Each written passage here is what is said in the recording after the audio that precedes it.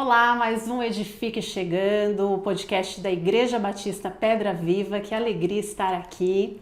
E comigo hoje um convidado muito especial, é o pastor Nilson Júnior. Ele é da Igreja Presbiteriana de Pinheiros. Ele é casado com a Fernanda, pai da Valentina, uma menininha de 4 anos, assim como eu também tenho. Ele é licenciado em História e Filosofia e diretor e professor na Escola Teológica Sã Doutrina, em São Paulo. E ele também é, gente, autor deste livro aqui, um livro muito interessante, A Ilusão do Livre-Arbítrio. E aí hoje a gente vai dar uma filosofada aqui, né, pastor? Porque tem pano para manga esse livro, né? Tem. Obrigada, pastor. Eu que agradeço, Adriana. Muito obrigado pelo convite. Com alegria, né, com responsabilidade, aquele temor, Sim. Mas com muita alegria que eu estou aqui. Obrigado pelo convite e espero que a gente possa, né, conversar, aprender um pouquinho mais sobre esse assunto. É, pastor, porque livre-arbítrio, eu lembro que eu fui criado na Igreja Presbiteriana, né? Sim. Tinha falado para o senhor anteriormente, e eu lembro que a minha mãe sempre falava de livre-arbítrio. Então, para mim, livre-arbítrio sempre foi a gente ter a liberdade de escolher. Tá. Porém, pelo título do livro, A Ilusão, tô vendo que é uma ilusão. É isso mesmo? Pois é. Tem uma coisa interessante, Adriana, que é assim, se a gente saísse nas ruas aí e perguntasse, né, para as pessoas, você tem livre-arbítrio? Você acha que você tem livre-arbítrio? Eu não tenho nenhuma dúvida que as pessoas iam responder, é claro que eu tenho livre-arbítrio. E se a gente fizesse uma segunda pergunta? Mas o que é livre-arbítrio? Eu creio que a maioria ia responder que é basicamente a possibilidade de escolher. Então, se livre-arbítrio for isso, então é claro que a gente tem. Então, livre-arbítrio não é uma ilusão. Se livre-arbítrio for a capacidade de escolher, porque todo mundo escolhe. Sim. Por algum motivo vocês escolheram me convidar. Eu escolhi estar aqui. Né? Então, quando eu terminar aqui, eu vou escolher como que eu vou voltar, se eu vou voltar de Uber, enfim. Nós fazemos escolhas todos os dias da nossa vida. Quem é crente, quem não é crente. Escolher faz parte da essência nossa. Né? Nós somos seres que fazem escolhas todos os dias. A questão é como que nós definimos os conceitos. Né?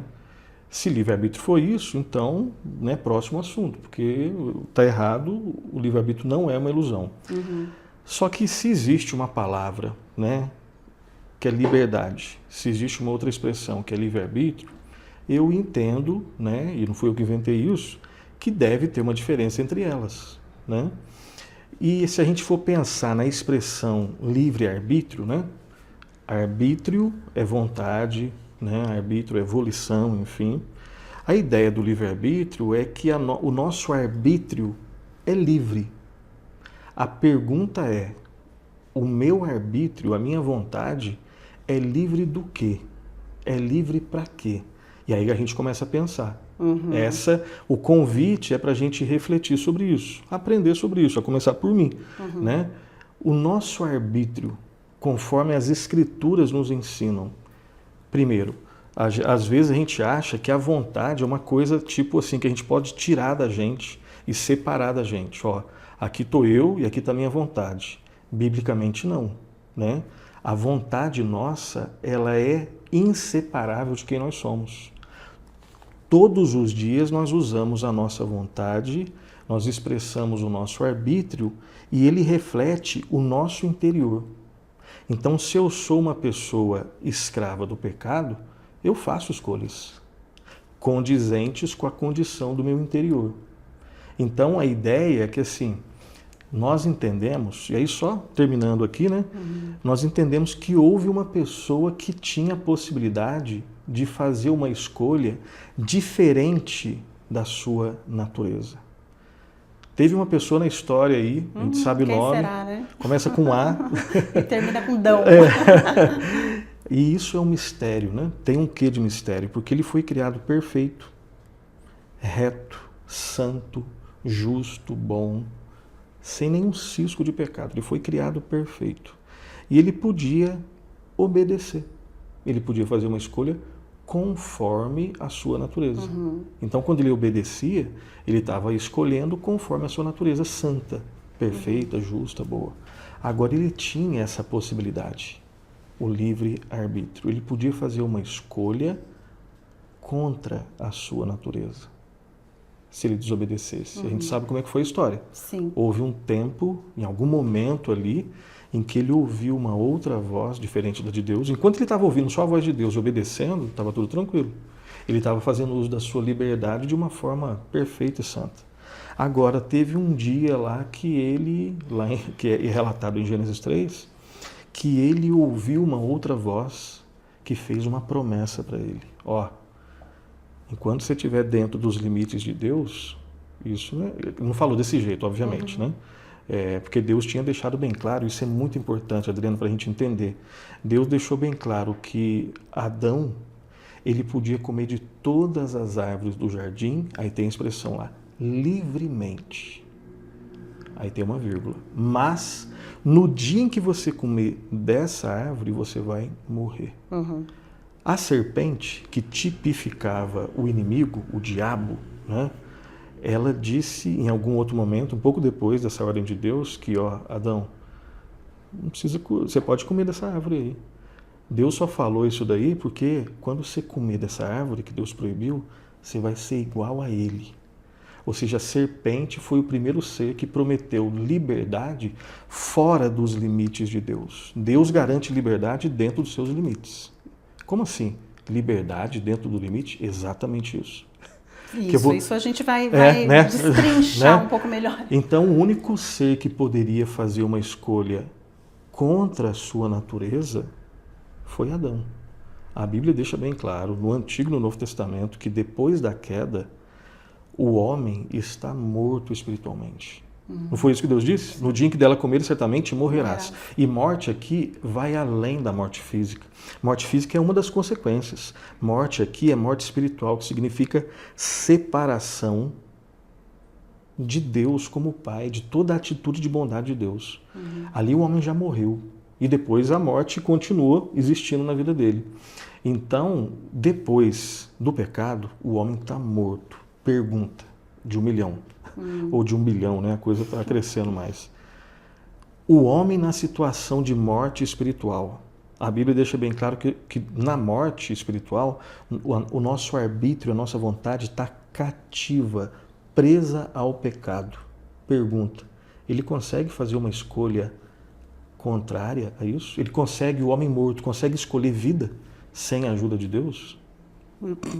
Mas nunca. De jeito nenhum. Biblicamente não consegue, e se a gente olhar para a nossa experiência interpretada corretamente pela Bíblia, a gente sabe que a gente não consegue. Se Deus não for até nós, nós não vamos até Ele. Mas eu consigo. Não, como que você consegue? Você está morto, cara. Sim. Se eu consigo já manifestar arrependimento e fé, isso sinaliza vida. É porque Deus já tocou no meu coração. Porque o homem deixado à sua própria sorte, morto espiritualmente, ele continua fazendo escolhas de morte. Ele não consegue fazer nenhuma escolha de vida. Nós somos totalmente dependentes de Deus. E o livre-arbítrio é um termo, uma expressão conhecida somente entre os cristãos, pastor? Ou as pessoas de fora também? Não, boa pergunta. É um termo que, assim, textualmente você não tem na Escritura. Então, até ia perguntar, não tem, né? Assim como nem você não tem versículo. trindade, né? Você pode procurar. Trindade você não tem. Mas você não tem teocracia. Mas o ensino, tanto da teocracia, o governo de Deus, da trindade, o fato de que o único Deus que existe, ele existe em 3 pessoas. Está lá. E o livre-arbítrio também, o conteúdo desse termo também está lá. Né? E a gente extrai a princípio do próprio texto ali de Gênesis. Né? Gênesis 1 e 2, quando você olha com atenção cada versículo de Gênesis 1 e 2 e 3 e tenta entender quais eram as possibilidades de escolha de Adão. Basicamente eram essas duas. Ele podia obedecer, escolher conforme a natureza, que a gente chama de liberdade, e desobedecer, escolher contrária à sua natureza, de forma contrária à sua natureza, que a gente chama de livre-arbítrio. Mas esse termo ele é utilizado por filósofos, por sociólogos, por historiadores. E né? onde ele surgiu? Como que Ele surgiu? surge, tem um autor chamado Alistair McGrath. Ele é um professor na Universidade de Oxford, foi professor tanto da área de biologia e depois migrou para a história e teologia. Brilhante, né? Tem vários livros, vários deles vertidos para a língua portuguesa, né? E ele tem um calhamaço assim, que é uma teologia sistemática, histórica e filosófica, onde quando ele vai falar sobre esse termo, ele diz que esse termo foi inventado, foi cunhado ali na época da patrística, nos primeiros séculos da era pós-cristã, né? Da era depois do cristianismo primitivo, né? Tá. Então ali no século 3, 4, esse termo foi cunhado, a princípio na filosofia, depois ele é trazido para dentro da teologia. E aí teólogos como Santo Agostinho, né? Ou Agostinho de Hipona, teólogos medievais, depois os teólogos da época da Reforma, e até hoje utilizam esse termo. Obviamente que cada um, dentro do seu contexto histórico, dá uma tonalidade específica. Porque aqui a gente está conversando no século XXI sobre um livro de 100 páginas, extremamente introdutório. Né? Agora, quando você está lá na época da patrística, você está debatendo com heresias. Quando você vai para a época medieval, né? Tomás de Aquino, ele já está conversando com outras tradições. Então, por mais que cada um tenha ali a sua tonalidade específica, você tem uma essência em comum. Né? Livre-arbítrio tem a ver com escolha. As nossas escolhas nunca são neutras. Eu sempre escolho aquilo que eu quero, Adriana. A grande questão é como entender o nosso querer. Puxa. Às vezes você quer coisas santas, às vezes algumas nem tantas. Sim. Às vezes eu quero e eu desejo agradar a Deus. Às vezes, lá no fundo, o que eu estou querendo, não é que... É difícil falar isso, né? Mas quando a gente peca é que a gente quis agradar, não a Deus. Sim, eu quis agradar. Mesmo. Exatamente. Então, livre-arbítrio, liberdade são termos assim super importantes para a gente entender a dinâmica das nossas escolhas. Sim, e isso por é aí muito vai. Importante, porque, então, na verdade, o livre-arbítrio só quem teve foi Adão. Nós entendemos exatamente assim. Se a definição é essa, a possibilidade de escolher contra a condição da sua estrutura interior, o único ser que podia é Adão. Foi Adão. Depois disso, o ímpio não consegue, o cristão, né? É uma o luta. cristão, ele tem a natureza dele. Porque para a gente entender a dinâmica das escolhas, eu tenho que sempre remeter à natureza humana. Em que condição está a minha natureza? Adão, em Gênesis 1 e 2, tinha uma natureza santa. Agora, o ser humano, Adão em Gênesis 3, depois do versículo 14, né, que é o texto da queda, a natureza dele está. Aí os termos variam, mas a ideia é que está distorcida, manchada, quebrada, caída, escrava do pecado, cativa ao pecado. Esse é o estado da natureza. Então, eu tenho que sempre perguntar qual é o estado da natureza desse homem para entender o que ele pode escolher.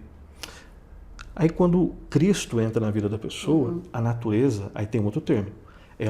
Os termos podem variar, mas normalmente Redimida, pastor? Redimida, regenerada, novo nascimento, ok. Então agora você tem vida, agora você consegue orar, agora você consegue se arrepender dos seus pecados, agora você consegue ir na igreja com alegria. Mas o que você consegue amar Deus agora, você consegue amar o próximo. O que me veio à mente, né? O povo que viveu antes de Jesus. Tá. As escolhas deles, como eram então, pastor? Eram sempre más escolhas? Não, nem sempre, porque perceba, né? Quando você vai para Gênesis, não que eu não vou ler os textos aqui, né, por questão de tempo, mas isso aqui é precioso. Quando você vai para Gênesis 1 e 2, você tem o relato da criação. Quando você vai para Gênesis, você não tem pecado aqui. Existem só 4 capítulos que você não tem pecado, né? Gênesis 1 e 2 e Apocalipse 21 e 22. No meio disso tudo você tem um pecado. Mas não é só pecado. Você tem também... Gênesis 1 e 2, relato da criação. Gênesis 3, de 1 a 14, é o relato da queda. Aí você perguntou, e a turma lá do Antigo Testamento? Sim. Como que era a dinâmica deles? Bom, a gente sabe que o cristianismo, a fé cristã, ela está depositada, ela está assentada, fundamentada numa promessa. O povo da esperança é o povo cristão, porque nós acreditamos numa promessa que Deus fez. E essa promessa está aqui. Porém, inimizade é Deus falando com a serpente. É uma punição e no meio disso tem uma promessa. Porém, inimizade entre ti e a mulher, entre a tua descendência e o seu descendente. Este, ou seja, o homem que vai nascer da mulher, este te ferirá a cabeça e tu lhe ferirás o calcanhar. Aqui tem uma linguagem enigmática, né? Mas que quando a gente vai passando as folhas, a gente sabe que aqui a humanidade está dividida. Você tem os descendentes da mulher e os descendentes da serpente. Só essas duas possibilidades. Não tem o povo do meio. E aí a gente sabe. E não tem. O muro já é do outro lado. Então perceba que de uma mulher, que a gente vai saber que é Maria, vai nascer um descendente, que é Jesus. Ele vai pisar a cabeça da serpente, embora a serpente vá sangrar o seu calcanhar. Isso fala da obra de Cristo lá na cruz. Na cruz, eu vou lembrar de um nome de um livro meio estranho para a gente, mas é maravilhoso ao mesmo tempo. Teve um puritano chamado John Owen, século XVII, que ele escreveu um livro chamado A Morte da Morte na Morte de Cristo. Uau. Ou seja, quando Cristo morreu na cruz e depois ele ressuscitou, ele matou a morte com a sua morte. Ele cumpriu essa promessa. Então, respondendo a sua pergunta, o povo do Antigo Testamento que acreditava nessa promessa, ele era salvo. Então, no Antigo Testamento, eles eram salvos pelo Cristo que viria lá no futuro. Nós somos aqueles que são salvos pela graça de Deus, pelo Cristo que já veio lá no passado. Agora, independente do povo testamento olhando para Cristo que viria, e nós aqui no século XXI olhando para Cristo que já veio, tudo converge na pessoa, no ensino e na obra de Jesus Cristo. Nós cremos na promessa de que Deus ama o mundo de tal maneira que deu o seu Filho unigênito para todo elemento de inclusividade. O mundo fala de mundo de inclusivismo, né? O cristianismo tem um elemento de inclusivismo. A promessa é para todo, agora vem o elemento de exclusivismo. Aquele que nele crê. Ele é o caminho, a verdade e a vida. E quem crê nele não perece, mas tem a vida eterna. Sim. Então, tanto nós aqui, quanto a turma lá do Antigo Testamento, tinha que acreditar na promessa do Redentor. Pela fé, né? Pela fé. Sim. Pela fé. Então, eles eram salvos. Uma vez que eles eram salvos, a sua natureza é mudada, é regenerada, é implantada vida. Só que o cristão, ele já é impecável. Ele já é a pessoa assim, ó, se eu tiver fé, eu vivo a minha vida até o final sem pecado. E você sabe que não. Você sabe, eu sei, qualquer pessoa, na verdade não é qualquer, porque teve muita gente que foi comentar algumas coisas e falou assim, ó, eu consigo. Meu Deus, como assim, uma gente? pessoa dessa, com todo o respeito, ela não entendeu o que é pecado. Porque pecado é fazer qualquer coisa que não seja para a glória de Deus. É errar o alvo. E o alvo da nossa vida é glorificar a Deus, amá-lo acima de tudo. Amar a Deus de todo o coração, de toda a alma, de todo o entendimento, com toda a força. E amar ao próximo como a mim mesmo. Quem consegue, mesmo cristão, qual é o cristão que consegue viver plenamente isso, 100%, 24 horas por dia? Não, pessoal. Ou seja, a natureza nossa, embora ela já seja regenerada, ela está em processo de santificação. A impecabilidade ainda não é uma característica nossa. Ainda não é. Então nós acertamos, mas às vezes erramos. Nós amamos, mas às vezes não amamos. Às vezes nós vamos para a igreja com aquela alegria e às vezes nós não vamos com tanta alegria, não. Às vezes a gente tem vontade de orar e é maravilhoso. E às vezes a gente ora sem vontade e às vezes a gente não ora. Sim. Às vezes a leitura da Bíblia, ela é prazerosa. Às vezes eu não quero ler a Bíblia. Então, a nossa natureza, ela está em processo de santificação. A gente não consegue só pecar, porque nós somos livres disso. Agora, a gente não consegue também só acertar. Sim. Então, todas as escolhas que um cristão faz têm a ver com essa realidade da sua natureza. Aí o último estágio, criação, queda, redenção. O último estágio é a consumação ou glorificação, lá no céu. Não tem mais nada de pecado. Então. Lá, vamos testar os termos, né? Lá nós vamos ter liberdade, a nossa natureza lá vai estar glorificada. Lá nós vamos ter liberdade, capacidade para fazer escolha conforme a nossa natureza. Nossa natureza é santa. Todas as nossas escolhas vão ser santas. É o que você sonha hoje já. Então lá nós teremos o livre-arbítrio. Essa é a pergunta. Novamente. Essa é a pergunta. Essa é a pergunta de 1 bilhão de novo. Será que lá nos novos céus e nova terra, com a natureza santa e perfeita e glorificada, eu vou poder fazer uma escolha contra essa minha natureza santa, perfeita? Porque se eu puder, eu vou pecar. Puxa. E a resposta é não. A resposta é, graças a Deus, eu não terei o livre-arbítrio no céu. Porque eu não vou poder fazer uma escolha contra essa minha natureza.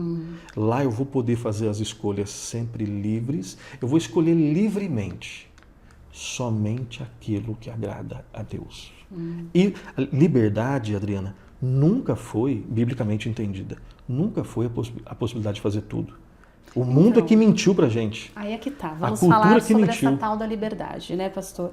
Porque a liberdade é algo que o ser humano anseia, né? Sim. E agora a nossa cultura parece que está cada vez pior, Sim. né? Essa lacração toda do meu corpo, minhas regras. Você só é livre se você não precisa seguir regras, né? É uma se liberdade. tem regra, não pode ter liberdade. Isso, exatamente. E o que é essa tal dessa liberdade? Eu até começo o livro, né, com essas frases aí, né? Meu corpo, minhas regras, né? Enfim, Sim, não, é a claro, frase, a lacração. essa daí é uma das clássicas, né? Basicamente, Adriana, eu entendo, e não nasceu comigo, né? Irmãos aí, graças a Deus, tenho aprendido com eles, que basicamente essas verdades da cultura são ecos da serpente, lá no Éden. São variações daquilo que a serpente tinha dito, né? São variações daquilo que a serpente já tinha dito. Deus tinha falado, né? Mas de toda árvore do conhecimento e do mal não comerás, porque no dia que dela comeres. Aí vem a serpente e fala basicamente o contrário, né? A serpente disse à mulher, é certo que não morrereis. A serpente, ela acreditava e ela pregava uma falsa mensagem que dizia mais ou menos assim, em outras palavras: quer ser feliz? Quer ser livre? Desobedeça a Deus. Estabeleça suas próprias regras. É basicamente o que o mundo continua dizendo. Né? É o que a gente vive hoje. O que o mundo continua dizendo. Desde o início, Deus tinha deixado bem claro. O Senhor Deus lhe deu essa ordem: de toda árvore do jardim comerás livremente. Mas tem uma restrição aí. Ou seja, desde o início, liberdade. Aqui é um texto que não tem pecado ainda, Adriano. Aqui nós estamos em Gênesis 2, o pecado vai entrar em Gênesis 3. Ou seja, desde quando o mundo era perfeito, sem pecado, liberdade não era a possibilidade de fazer tudo. Liberdade é a possibilidade de fazer aquilo que é bom, santo, justo, reto, perfeito. Então, biblicamente falando, do ponto de vista cristão, liberdade continua sendo isso. É a capacidade, é a possibilidade de fazer aquilo que é reto, justo, santo, belo, verdadeiro. Isso vai ser uma realidade plena e irreversível lá no céu. No céu, eu estou trabalhando os termos que eu estou defendendo lá no início. Sim. No céu, graças a Deus, nós não teremos o livre-arbítrio, a capacidade de escolher contra a natureza. Isso tem vários problemas. Porque imagina só se lá no céu, vamos supor que tenha, sei lá, bilhões e bilhões de pessoas no céu. Nossa natureza vai estar restaurada, perfeita, glorificada. Só que a gente tem o livre-arbítrio, vamos supor. Então quer dizer que no dia que você fizer lá no céu o uso errado do seu livre-arbítrio desobedecendo, você vai pecar no céu. Primeiro, tudo que a Bíblia ensina, nada aponta nesse sentido. Tudo que a Bíblia ensina aponta sempre no sentido de que o estado nosso lá de glorificação, graças a Deus, é irreversível. O estado dos santos nos novos céus e nova terra é melhor do que o estado de Adão antes do pecado. Porque Adão foi criado perfeito, mas podia cair da sua perfeição. Nós lá seremos perfeitos com a impossibilidade de cair da nossa perfeição. Glória a Deus, né? Por isso. Só que a turma fica brigando. Não, mas calma aí. Se for para escolher só o que é Deus, e onde que eu fico livre? Essa pessoa acredita na palavra da serpente. Ela acredita, Adriana, que é possível ser livre para o lado de lá da cerca que Deus estabeleceu. Deus garante, dentro dos meus limites, vocês vão ser felizes, santos, completos e verdadeiramente livres. Aí por isso que eu coloquei essa frase, né, que está aqui na capinha. Por mais paradoxal que seja, a verdadeira liberdade só existe dentro de certos limites. E são esses limites que garantem que aqueles que neles vivem são realmente livres. Sim, e isso entra muito e tem tudo a ver com a questão da escravidão, que é o que o senhor fala aqui. Exato. Né? Na verdade, essa falsa liberdade que o mundo pensa que tem é a escravidão, é justamente a escravidão. Ser escravo das suas paixões, Sim. Ou seja, eu posso ser escravo de uma questão interna. Quando eu sou escravo das minhas paixões, eu até coloco uma frase do Edmund Burke, é a pior das escravidões. Agora, você pode ser também escravo de algo externo. No caso, Adão começou o processo, né, da queda porque ele ouviu algo externo. Uma palavra diferente da palavra de Deus. Uma palavra contrária à palavra de Deus. E ele acreditou nisso. Deu-se início ao processo de escravidão. E no nosso caso, desse algo externo, o que poderia ser, pastor? Qualquer discurso que seja contra a palavra de Deus. E normalmente os mais perigosos são os mais sutis.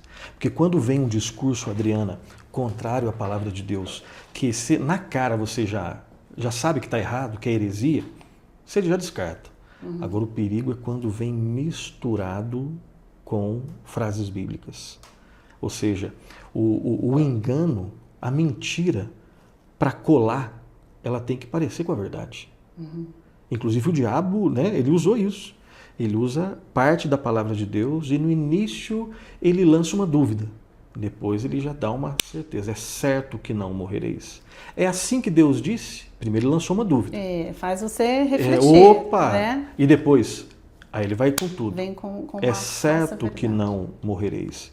Então qualquer discurso, qualquer narrativa que de forma mais escrachada ou sutil, ela ou subtrai ou adiciona algo da palavra, é um discurso mentiroso. E que não vai libertar, vai escravizar. Quando eu falei no livro da escravidão, né, porque escravidão é uma palavra que tem uma conotação negativa. Sim. Quando a gente olha para o aspecto histórico, né? E qualquer período da história, em qualquer civilização, seja o Brasil colonial, seja lá na época de Roma, enfim, seja as que aconteceram em qualquer parte do mundo. Mas o que eu chamo a reflexão aí, né, para a gente pensar é, Adriana, existiria alguma possibilidade da gente olhar para a expressão escravidão de uma forma positiva, não no sentido histórico, mas no sentido teológico e filosófico? De uma forma positiva? Positiva. Eu sei que é estranho, se me perguntar se é estranho. Aí eu tento responder da seguinte forma, eu vou lá para Romanos, tem vários textos, mas Romanos, né, quando a gente lembra a forma como Paulo começa a carta aos Romanos, Romanos capítulo 1, versículo 1. Paulo, servo de Jesus Cristo, chamado para ser apóstolo, separado pelo Evangelho de Deus. Ele está se apresentando aqui primeiro. Depois ele vai começar os temas profundos, né, de Romanos. Ele se apresenta com essa expressão, Paulo, servo de Jesus Cristo. Em outras traduções, Paulo, escravo de Jesus Cristo. Aí olha só que precioso, Adriana, que precioso, olha só. O que é um escravo, basicamente? É alguém que não pertence a si mesmo. Segundo, é alguém que foi comprado por um preço. Você pega o Brasil colonial, né? Então eu ia lá e eu quero você. E eu compro você. A partir do momento que eu dei o preço, você não pertence mais a você, você pertence a mim, eu sou seu senhor. Te comprei por um preço, seja lá o que foi, fiz um pix, né? E agora você tem um senhor que sou eu. Então o escravo tem essas ideias. Alguém que não pertence a si mesmo, alguém que foi comprado por um preço e alguém que tem agora um outro senhor. Paulo, o cristão, você, eu, qualquer um, você que está nos assistindo, você não pertence a si mesmo. Você foi comprado por um preço. Um alto preço. E você, exatamente, não foi ouro, não foi prata, é o sangue puro, perfeito, poderoso de Jesus. E você agora tem um outro Senhor. Todos nós servimos a algo ou alguém.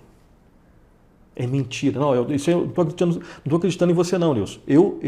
Quem manda em mim sou eu. Biblicamente, quando você fala isso, na verdade quem manda em você é o pecado. Você é escravo do pecado, se você acha que você é tão autônomo. O ser humano não foi criado para a autonomia. Olha só, Deus criou o universo, Deus criou o nosso planeta, Deus criou os seres que habitariam esses planetas e criou um ser específico que é o único ser que porta a sua imagem e semelhança. Tem algumas características que vêm do próprio Deus. Autonomia? Como assim? Quer dizer, então, olha só, vamos supor que eu falo assim, ó, Adriana, tem um lugar no mundo, no universo, nessa cadeira que eu estou sentado, aqui eu não estou nem agradando nem desagradando a Deus, aqui eu estou neutro. Isso não existe. Não existe neutralidade num universo governado por um Deus onipotente, onipresente, onisciente. Nós sempre estamos numa relação de adoração ou de rebelião, de amor ou de ódio. Teve alguém na história que disse assim, ó, quem comigo não ajunta, espalha. Jesus Cristo disse. Então, não existe neutralidade. E muita gente pensa assim, eu tô aqui, não faço mal para ninguém, estou aqui trabalhando. Não falo palavrão, não estou com o nome no SPC, nunca matei hoje ninguém. Isso. É porque ela estabeleceu um padrão para ela, para dizer o que é bom, o que é errado. O padrão de Deus é outro. O padrão de Deus é: amarás o Senhor teu Deus de todo o coração, toda a alma, todo entendimento, toda a força. E amarás ao próximo como a ti mesmo. Quem consegue esse padrão? Baseado na sua própria força. Uau! Então, a ideia de Paulo ali é a seguinte: eu só sou livre quando Cristo é meu Senhor. Se eu sou meu Senhor, essa é a pior das escravidões. Enganoso é o coração, desesperadamente corrupto. Sobre todas as coisas, guarda teu coração, porque lá procede as fontes da vida. Eu não fui criado para mim mesmo, fui criado por Deus e para Deus. Então a realidade mais libertadora que existe é ser escravo de Jesus Cristo.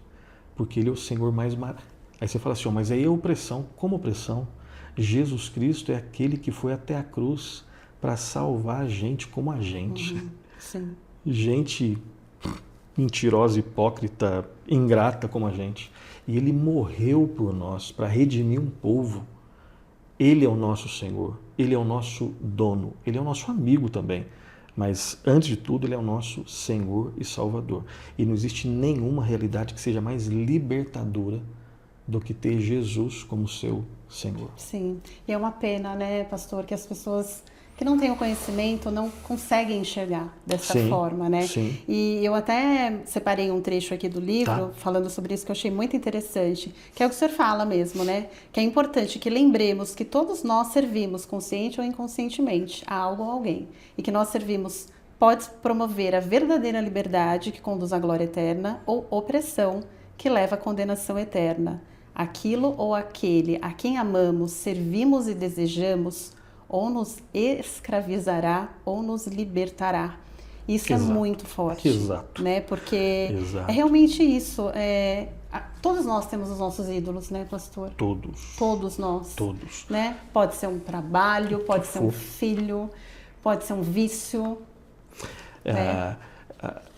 O ser humano, Adriana, é um ser, ele é um ser social, ele é um ser histórico, ele é um ser que pensa, ele é um ser lúdico, que gosta de brincar.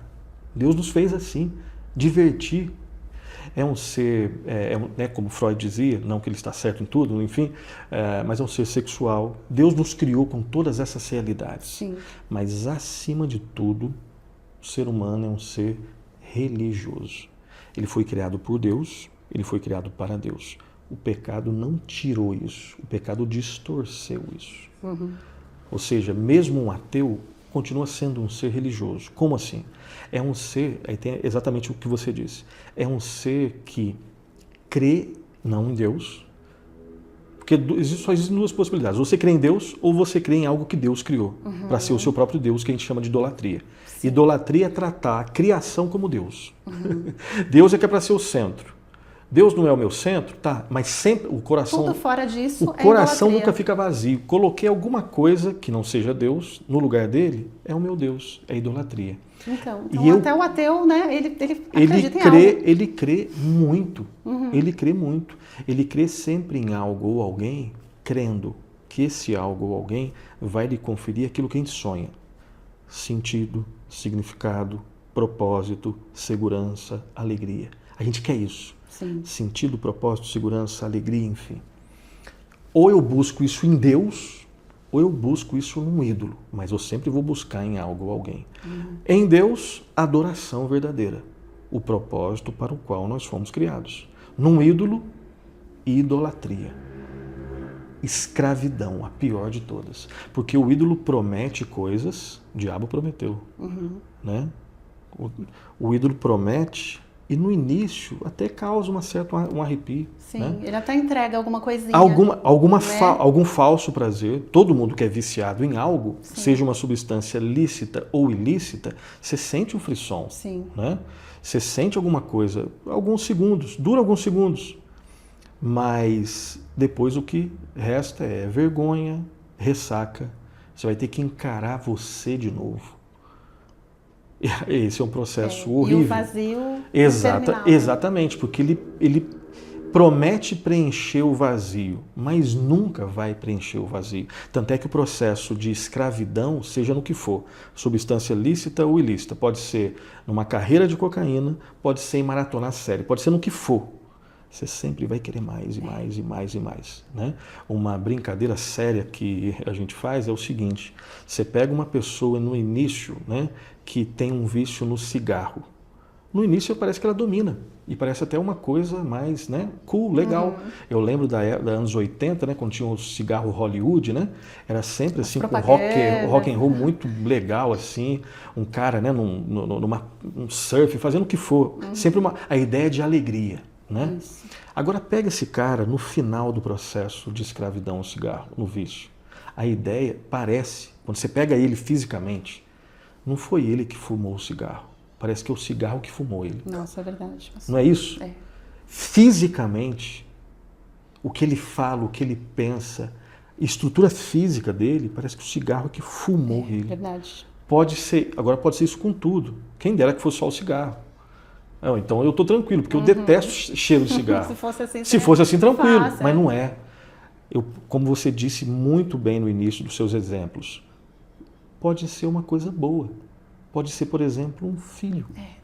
Se eu idolatrar a paternidade, que é uma bênção, a maternidade, que é uma bênção, o pecado tem esse poder do toque de Midas ao contrário, né? Midas, lá na mitologia, era aquele rei que tudo que ele tocava virava ouro. O pecado faz com que a gente tenha o toque de Midas ao contrário. A gente toca no ouro e vira latão. A gente estraga tudo. O pecado faz com que a gente estrague tudo. É possível, às vezes, eu vir na igreja com a motivação errada. É possível estar no púlpito com a motivação errada. Com certeza. A gente sabe. Exato. É possível eu idolatrar o meu filho. Eu pedi um filho para Deus, Deus me deu a bênção do filho. Eu, ao invés de tratar Deus como Deus e tratar o meu filho como filho, amando, corrigindo, enfim, não, eu idolatro o meu filho. Agora eu coloco ele no centro da minha vida. Tudo gira na órbita do meu filho, inclusive Deus. Idolatria. Não é que a culpa é do filho. A culpa é minha, da relação que o meu coração tem com isso. Dinheiro é coisa boa. Agora, coloca o dinheiro no centro. Né? Todo mundo quer ter aceitação. Né? Agora, coloca isso como sendo um ídolo. Você vai ser escravo das pessoas. Você vai manipular toda a sua realidade para ser aceito nos ambientes, sabendo que, na verdade, eu já fui aceito pelo Santo Deus em Jesus Cristo. Eu tenho a melhor das aceitações. Agora, com Ele é que eu devo agora me relacionar com as pessoas. Eu posso estragar tudo com o pecado. Agora, com Deus no centro, Ele vai reordenando a minha vida. Sim. Enfim. Uau, pastor, dá para filosofar bem, né? Teologar pela Bíblia. Ou então filosofar pela Bíblia. Mas é isso mesmo. Percebe, Adriana, que é assim, A gente tem que pensar nisso tudo, mas isso é prático. A gente vive, tudo que a gente falou aqui a gente vive no dia a dia. Né? Igreja, família, trabalho, relação com dinheiro, relação com, né, o celular é uma coisa legal, né? Tira foto, faz aquelas coisas. Mas às vezes às vezes o casamento pode começar a acabar na forma como eu lido com aquele aparelhinho. É culpa do aparelhinho? Não. É a culpa da forma como eu lido com aquilo. Sim. Eu posso estragar tudo. É verdade. Que Deus tenha misericórdia de nós e nos ajude. Jesus, misericórdia. Outro exemplo que eu achei muito interessante que o Senhor deu, falando sobre a liberdade e a questão de a liberdade dentro de limites. Isso. O Senhor deu um exemplo aqui sobre a pipa e o trem. Sim. Explica melhor. Não que a gente queira relatar todo o livro, né? Pode relatar, porque não tem final surpreendente, pode ficar à vontade. Depois o senhor vai falar onde encontrar o livro. Não tem, pode ficar tranquilo. Mas eu achei muito interessante. É um exemplo que eu ouvi. Muito real. São esses dois aí, a gente poderia dar outros, né? Mas, se não me engano, o da pipa eu aprendi, acho, com o reverendo Augusto Nicodemos, ou com um desses mestres feras aí, né? Porque a ideia, né? Eu não sei, provavelmente você não soltou pipa, mas eu soltei pipa, né? Sou lá de Minas, né? E a ideia ali, né? Aqueles moleques na rua, né? Depois de ter estudado, fez a lição de casa, amanhã às vezes deixa de outro jeito também. E a gente soltando, e é gostoso, para quem solta pipa, é gostoso, né? Você perceber, né? Vem o vento, e aí você vai dando linha. E a pipa, assim, a vida de uma pipa tem a ver com aquele dançar dela no céu, né? Então você faz aquelas brincadeiras, às vezes dependendo do movimento, você faz ela dar ela vem para baixo, assim, depois sobe, e tem caras que faz isso com maestria, outros não, enfim. E a gente sabe, né, que tem as rivalidades. Então, às vezes você pode soltar a pipa com a linha limpa, ou às vezes você pode passar o famoso cerol, né, que é um pouco de vidro, enfim. E se a sua pipa tem cerol e rela na minha pipa que não tem, você corta a minha pipa. E eu sei a emoção do que ter a emoção triste. Tanto a triste de ter sido cortado e a alegre da molecagem de cortar alguém. E às vezes a competição é isso mesmo, faz parte, né? E assim, aí vem o ponto, né? A vida da pipa, ela só existe enquanto ela está presa à linha. Ou usando as palavras aqui, a liberdade da pipa só existe enquanto ela está presa à linha. Corta a linha, não é que ela fica livre. Cortei, agora ficou livre. Não, você perdeu a sua pipa. Sim. O trem, aí eu acho que esse é um exemplo que a gente pode dar em São Paulo, né? Porque tem muito trem. Eu só fui andar de trem em São Paulo. Né? Em Minas, Poxa, lá em Minas não tem trem? Não, trem lá em BH, né? Mas na minha cidade não. Minha cidade só ônibus. Ônibus, bicicleta, Itajubá, sul de Minas, né? Em BH tem, é pouco, mas São Paulo é demais. Então aqui que eu fui pela primeira vez andar de trem, de metrô. E a ideia é a seguinte, o trem, enquanto ele está preso aos trilhos, ele cumpre o seu papel e ele tem liberdade para ir, voltar, entrega os passageiros, pega os passageiros. A vida do trem, a liberdade do trem é proporcional ao fato de que ele está preso nos limites do trilho. Fora dos limites, não é que ele tem liberdade, ele provoca tragédia e morte. Então, guardado o que deve ser guardado, desses dois exemplos aí, e tem outros exemplos, né? A nossa vida, nós fomos criados por Deus e para Deus. A cultura olha para isso e fala assim, poxa, mas que coisa chata. Eu quero liberdade, eu quero transcender. O que eu quero é fazer as coisas do meu jeito. Isso é loucura. Porque se o meu jeito não estiver sintonizado com o jeito de Deus, porque o jeito de Deus é perfeito, santo, justo, reto. Adriana, eu entendi que o jeito de Deus é desse jeito, só que eu quero do meu jeito. Tá, mas como assim? Você quer um jeito diferente do de Deus? O dele é santo, justo, bom e reto. Perfeito. Mas eu quero do meu jeito, porque senão não é liberdade. De novo, essa pessoa está ecoando as palavras da serpente. Uau, Deus disse, no dia em que dela comeres, certamente morrerás. Poderás comer livremente de todas, menos dessa. A serpente. É assim que Deus disse?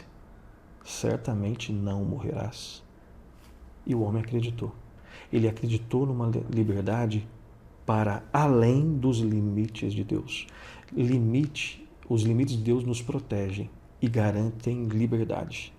Fora o que tem na liberdade é morte. Só que se a serpente fosse chegar e falar assim, ó, desobedeça que você vai morrer, aí não é atrativo. Ela tem que falar, ali você vai ser livre. E a gente, olha só, está no livro, a queda se deu numa conversa. É verdade. Numa conversa. E a salvação também se dá numa conversa. A fé vem pela pregação da palavra de Deus. O método de Deus salvar alguém é um homem ou uma mulher abrindo a Escritura e proclamando a palavra de Deus. O Espírito Santo, olha só, proclamando num vale de ossos secos. O Espírito Santo toca no coração, essa pessoa agora tem os olhos abertos. Paulo não foi assim? As escamas caíram? Sim. Paulo não queria ser convertido. Ele foi na estrada de Damasco, ele queria o quê? Ele conseguiu o documento para perseguir, talvez matar cristão. Ele não estava preparando o caminho da salvação. Ele queria matar cristão, perseguir cristão. Só que Deus Deus não respeitou o livre-arbítrio dele, não. E Deus também não foi um mal educado que puxou Paulo pelo orelha. Não. Deus faz tudo de forma perfeita. Paulo, literalmente, ele cai do cavalo, o Espírito Santo toca no coração, as escamas caem, Paulo se arrepende, crê em Cristo como seu Salvador e Senhor. E o resto é história. Sim. É muito interessante isso. Eu não tinha parado para pensar, né, da queda numa conversa. E a salvação também é uma conversa. A fé cristã, ela está mais relacionada àquilo que a gente ouve do que àquilo que a gente vê. Nós cremos num Deus que não somente é real, ele é a fonte da verdadeira realidade, mas nenhum olho o viu. Verdade, pastor. Nenhum olho o viu. Nós cremos em Cristo e nós não sabemos qual é a altura de Cristo. Se a pele dele provavelmente não é como a nossa aqui, considerando a geografia, né? Isso não é a questão mais importante. Nós acreditamos numa promessa.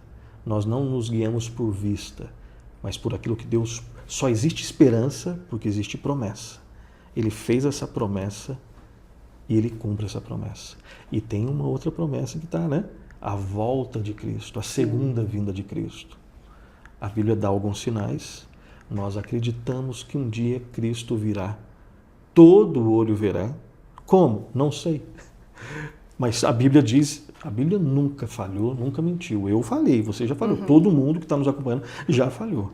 Deus nunca falhou. De uma maneira que Ele sabe, todo olho verá. E todos nós compareceremos diante de Deus. Né? E como alguém já disse, né? Alguns para ouvirem as palavras mais aterrorizadoras que um ouvido humano já ouviu. As palavras mais duras são aquelas: apartai-vos de mim, nunca vos conheci. Não existe nenhuma frase mais dura do que essa, não existe uma palavra mais terrível do que essa. Apartai-vos de mim, nunca vos conheci. Misericórdia, pastor. E as palavras mais maravilhosas que um ouvido humano já ouviu são essas aqui: vinde, benditos de meu Pai. Então, Jesus Cristo é o libertador, aquele que nos liberta para quê? Para a gente viver a vida do nosso jeito? Isso é loucura. Sim, é utopia, né? Jesus Cristo nos liberta para amar a Deus, para servir. Essa é outra coisa, né? A gente acha que liberdade não rima com serviço. Nós fomos libertos para servir, porque quando a gente ama, a gente serve. É verdade. E não fica pesado. Exato, né? Exato. Aqui no lado de cada eternidade, a gente sente alegria, um certo peso, porque a gente lida com o resquício do pecado. Mas graças a Deus, todo cristão sabe o que é servir com amor. Ai, pastor. Enfim. Que esse tipo de liberdade que Cristo veio nos dar. Pastor, que muito esclarecido pra gente. Que bênção poder ouvi-lo. A gente vê que o senhor é um estudioso realmente da palavra. Que Deus continue te capacitando. Amém. Amém. Eu acredito que o senhor tenha atingido muitos jovens também. Espero, né? espero. A forma do senhor falar de uma forma Sempre prática. sempre gostei assim, de lidar com a juventude. Mas os cabelos brancos estão chegando, né? Então a gente isso vai... aí não tem como, né? Pastor, eu só queria que você deixasse uma mensagem final, Sim. porque é sempre muito bom ouvi-lo, para a gente poder encerrar aqui. Eu queria só lembrar, primeiro, Adriano, muito obrigado pelo convite. Obrigado pela forma tão carinhosa que você e a sua equipe me recebeu. Aí você precisa comer um lanchinho aqui, né? Comerei. Eu sou mineiro, eu vi que tem um pão de queijo ali, eu não vou negar. Eu quero lembrar aqui de Efésios, capítulo 5, versículo 13. Porque vós, irmãos, fostes chamados à liberdade. Agora, que tipo de liberdade? Porém, não useis da liberdade para dar ocasião à carne. Sede antes servos uns dos outros pelo amor. O mundo não consegue rimar serviço com amor. Já que tem... É o famoso sextou, né? Bom, sextou, então acabou o trabalho, não tem... Agora eu vou realmente aproveitar a vida. Eu sei que, né? Nesse mundo a gente lida com essas questões. Mas a vida cristã é uma vida de liberdade, serviço e amor.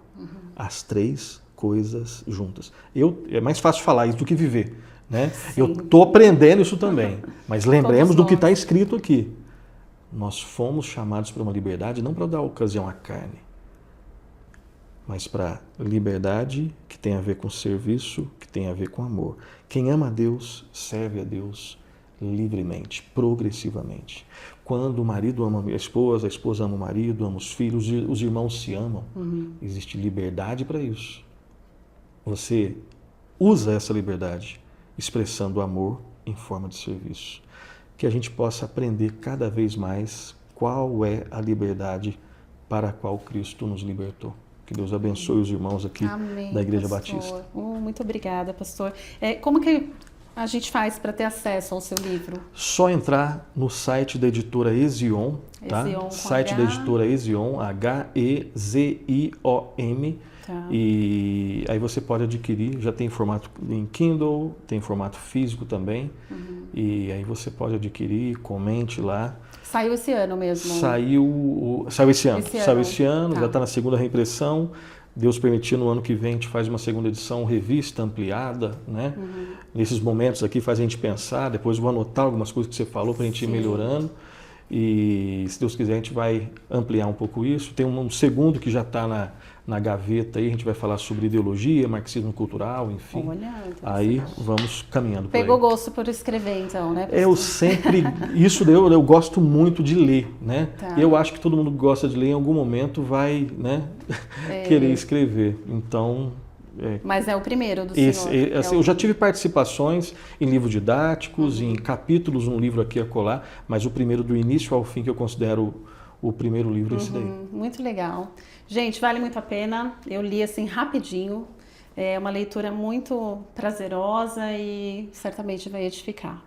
Então, muito obrigada por você ter ficado aqui até o final. Foi uma bênção. Te esperamos no próximo episódio. Até lá, que Deus te abençoe.